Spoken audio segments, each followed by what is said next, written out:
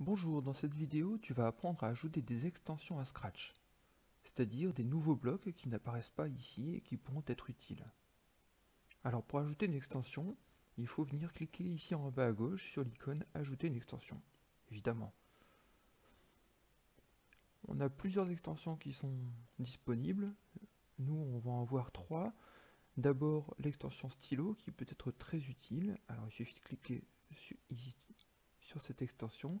Et on a donc une série de 9 blocs qui apparaissent en supplémentaire. Alors je vous montre un petit peu comment ça peut fonctionner. Je vais évidemment commencer par un bloc événement. Et ensuite, vous voyez ici dans les bibliothèques, j'ai une nouvelle bibliothèque stylo qui apparaît, où tout en bas, on a quelques nouveaux blocs.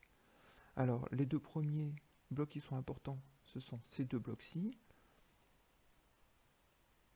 Stylo en position d'écriture et relever le stylo.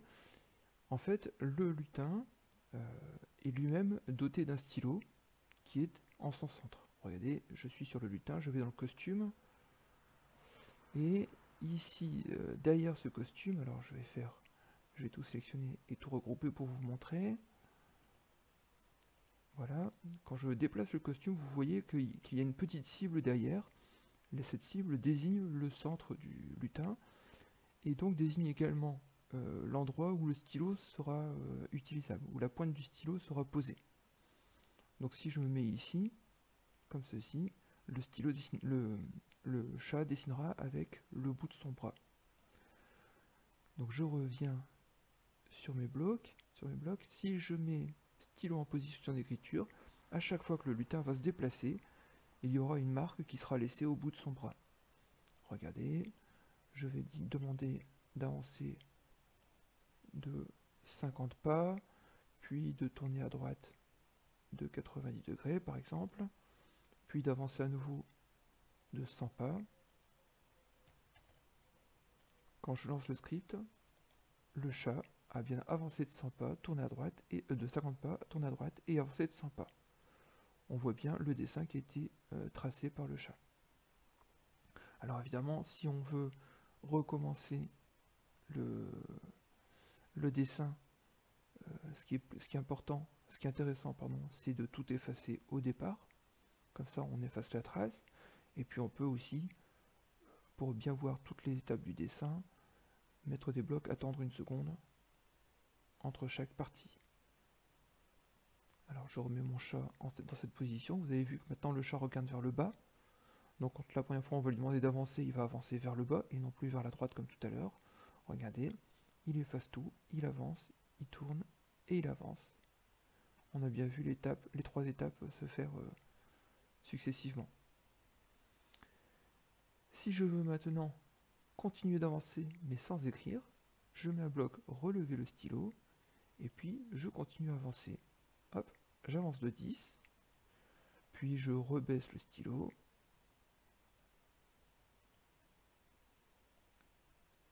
Et j'avance de 30 par exemple. Regardez ce qui se passe. Ah, je vais mettre des petites pauses entre deux pour bien avoir le temps de s'apercevoir des mouvements. Il avance, il tourne, il avance, il relève, il avance, il avance. Et si je déplace mon chat, on voit bien qu'il a relevé le stylo pendant 10 pixels et qu'il a rebaissé pour tracer un segment de 30 pixels. Voilà, ensuite on a des blocs qui permettent de changer la couleur du stylo. Alors là, pour changer la couleur du stylo, je clique dans la couleur et je peux régler avec les petits curseurs la couleur que je veux. Mais le plus facile, c'est encore d'aller chercher la pipette. Et là, on peut aller chercher la couleur qu'on veut. Et vous voyez qu'il y a une loupe. Si je veux choisir la couleur orange, je me mets le centre de ma loupe dans le orange. Si je veux choisir la couleur noire, vous voyez que le tour de la loupe se met à la couleur qu'on choisit. Ici, je peux viser le bleu. Je sais pas si j'y arriverai. Non, c'est pas facile, il n'est pas encore assez gros.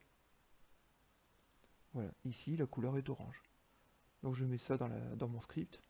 Et à partir de ce moment-là, la couleur du stylo sera mise à l'orange. Je peux modifier aussi la couleur en ajoutant une certaine quantité. En fait, la couleur est définie par dans Scratch par un nombre. Et si j'ajoute 10 à la couleur du stylo, eh bien la couleur va un petit peu varier. Alors ça peut être intéressant quand on fait des boucles et qu'à chaque étape de la boucle, on ajoute 10 à la couleur du stylo de façon à avoir des couleurs qui changent à chaque étape. On peut mettre la couleur du stylo à un certain nombre.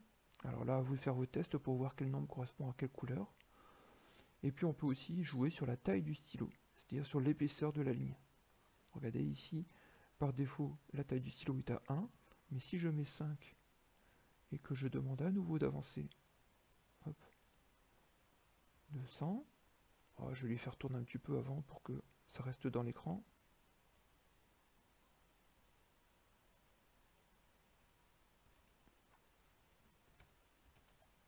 Voilà. Je vais lancer le script. Hop, le chat avance, il tourne, il avance, il relève, il avance un tout petit peu, il rebaisse, il avance. Et vous avez vu qu'il a... Ah, j'ai pas mis de bloc attente, mais c'est pas grave.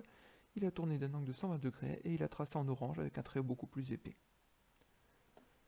Voilà, et puis alors on a ajouté 5 à la taille du stylo, on peut aussi mettre la taille du stylo à un certain nombre. Voilà pour cette partie.